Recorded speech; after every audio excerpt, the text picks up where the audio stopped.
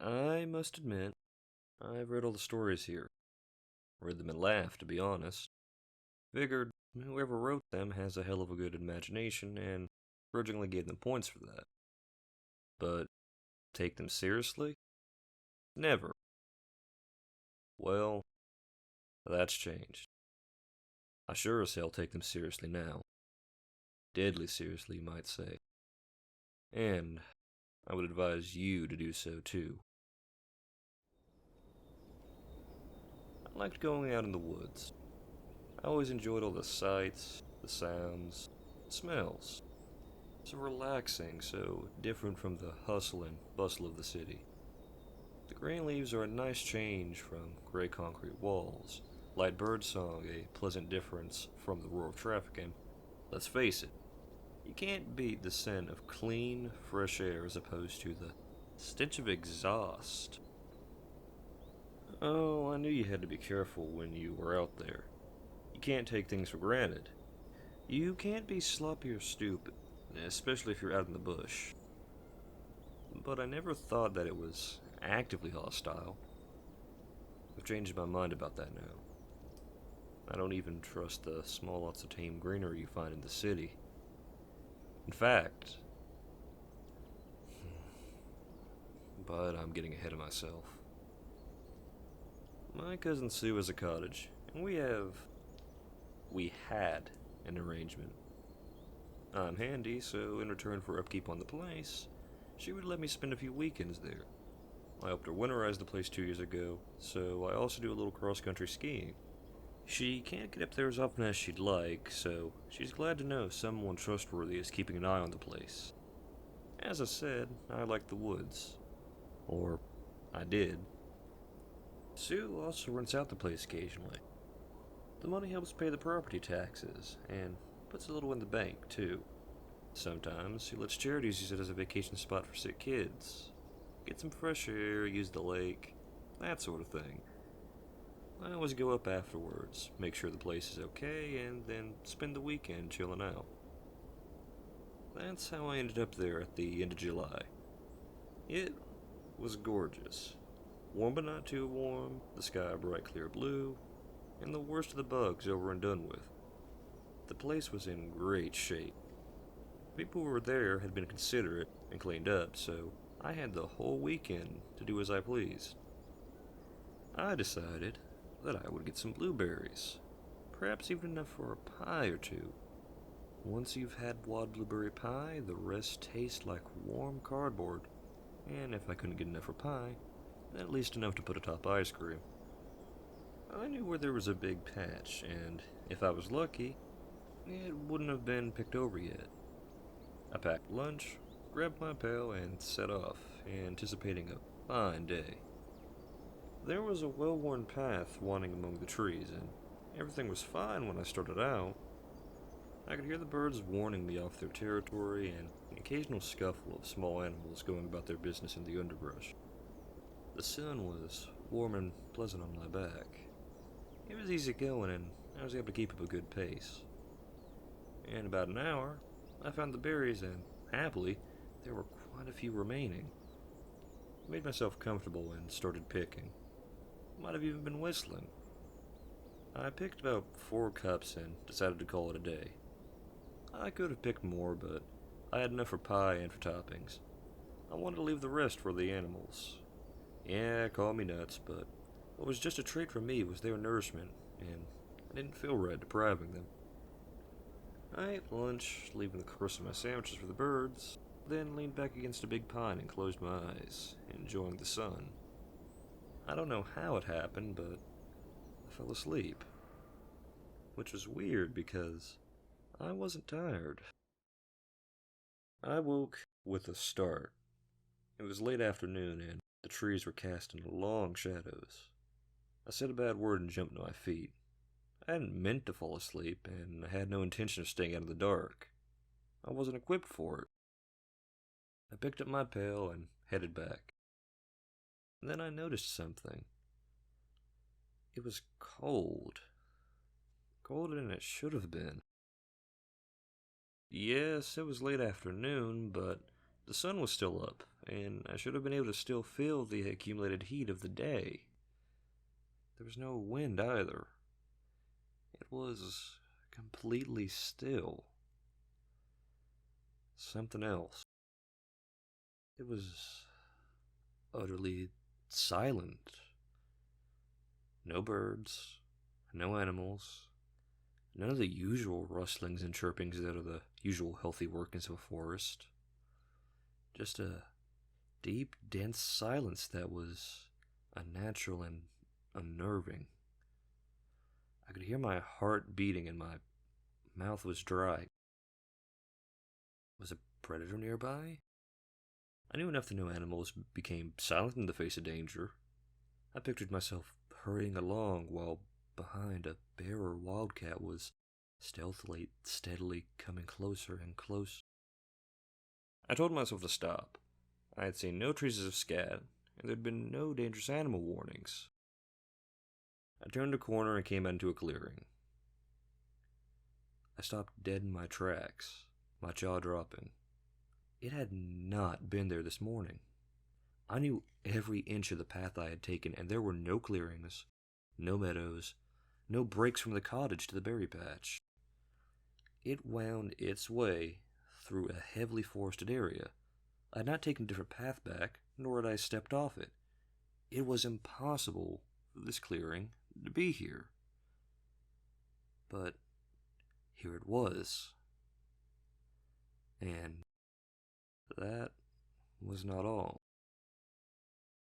Standing in the middle of this impossibly treeless open space was a set of stairs.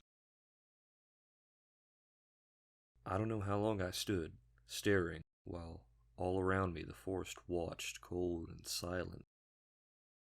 They were not old weather stairs that looked as if they had once been part of an old structure that had fallen to bits, lost and forgotten long ago.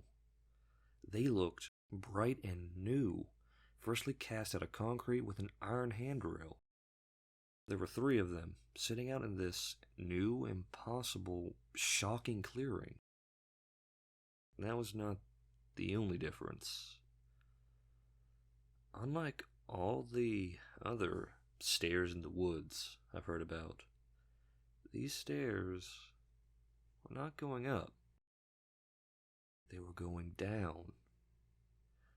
You're not seeing this, my brain was telling me, but my eyes continued to stubbornly relay the same sight. A clear-cut area where forest should be, and a concrete staircase descending into the ground, where none had been there that morning. I shook my head, shut my eyes, and counted to 10. I opened them. Damn thing was still there, solid as, well, concrete. It sat there, defying all rational explanations. Part of me was screaming at me to ignore it, to just keep moving and go home. And I wanted to very much listen to that part, because I could feel, deep down in that instinctual part of me that we all have, that this was bad, that there was something very wrong about this place, and that these stairs and the smart, the sensible thing, the intelligent thing, would be to leave, to just go, as far as I could and not look back. But even as I could feel the hairs on the back of my neck standing up, the skin prickling on my arms, I found myself slowly walking towards them, just like every idiot you see in every horror movie, where you say to yourself from the safety of your comfortable chair, "Look at that moron. I would never do anything so stupid." And yet, here I was, semi-hypnotized, like that idiotic movie moron, walking towards those damn stairs despite every instinct I had yelling at me to turn and run the other way. I got to the stairs and looked down. There were more than 3. They were set in a deep, well-like structure about 6 feet in diameter. Unlike the stairs, which were smooth concrete, the well's walls were rough stone. It looked old, very, very old. puzzled over the strange combination. These modern-looking stairs set into this crumbling old well. As I stood there, wondering why anyone would do such a thing, I had a sudden, almost overpowering urge to get on the stairs and climb down and explore. There was this thought, insistent and recurring, that the answer to my questions was at the bottom of the well, and should I climb down, I would know everything. So overwhelming was the urge that I found myself on the top step before I even knew what I was doing, and was about to step down into the well before I was able to stop. I pulled myself back so abruptly that I nearly lost my balance and fell. I teetered on the edge, arms windmilling frantically as I tried to keep my balance. I fell into my rump on the top step, knocking the wind out of me, and, as it turned out, that strange compulsion as well. Hastily, I leapt off the top step. My heart was pounding, as if I had just had a near escape from falling off a tall building or being hit by a car. I took a deep breath and calmed down. I decided to get the hell out of there. But before I did, I leaned over and looked down. It was deep. Very, very deep, so at first I didn't see anything, except the stairs winding down the wall in a spiral pattern. But then I saw a faint glimmer of something. I peered at it, and then, oh my dear God, how to describe the indescribable? What I saw was a sky. Not our sky, no. This was a sky from another place. Maybe another dimension or another universe, I don't know. All I can say was, it wasn't right. The colors hurt. You could smell them, they burned at the same time. You could hear the space between the stars that scorched holes in that awful sky, and it shrieked at you. The stars were wrong. You looked at them and you knew they were just wrong.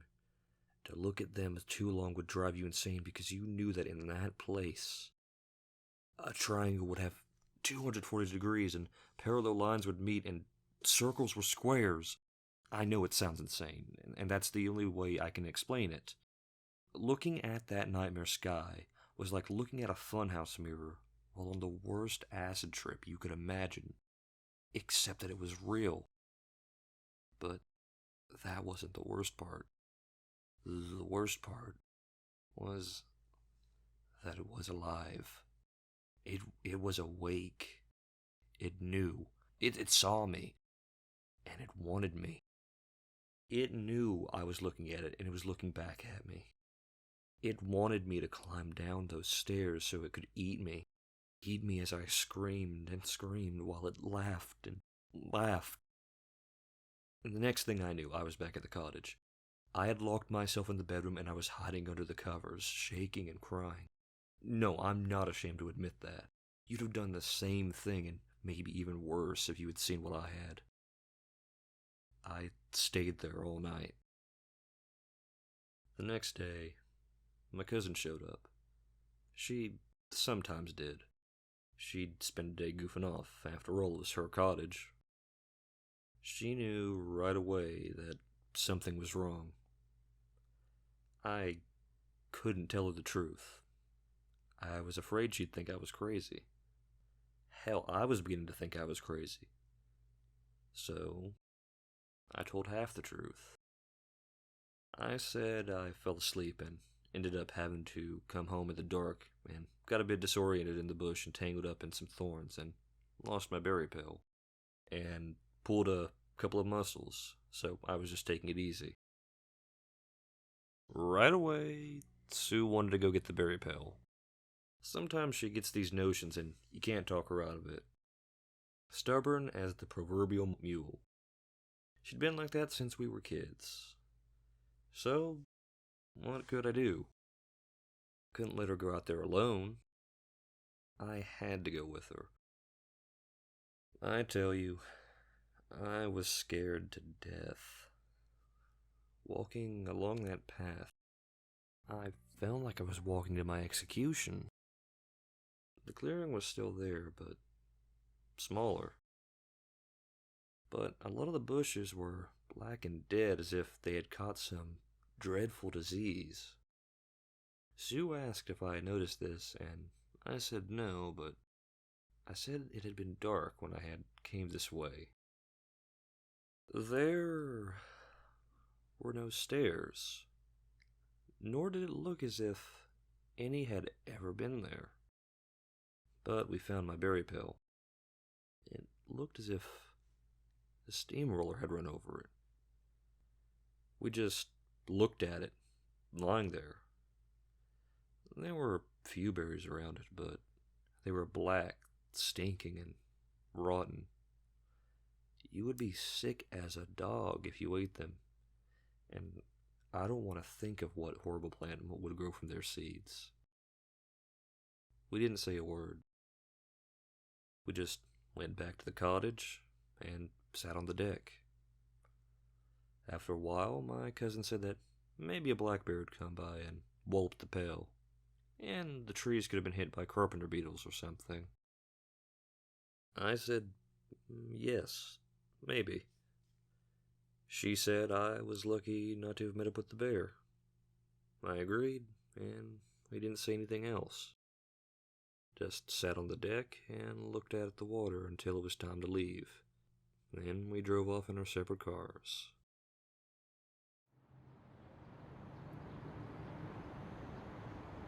It's been 3 months. I haven't been back yet. I suppose that I'll have to go up there soon. Can't keep making excuses. And if I stay around the cottage, maybe I'll be safe. Maybe. But I don't think it matters anymore. You see, I went for a walk yesterday, and I passed by an empty lot that, I swear, was not empty last week. And I saw a concrete staircase in the middle. It had 3 stairs leading into the ground. Except, I think there were more than 3 stairs. So, I'm thinking, what if it knows me now? And it's found me? And now it's following me around? What if one day I come outside and find those stairs waiting for me? What then? Or worse, what if it gets into my house? That's why I'm writing this account. If I should suddenly disappear, people should know what really happened. And to warn people, stay away from staircases. They can lead to some very bad places.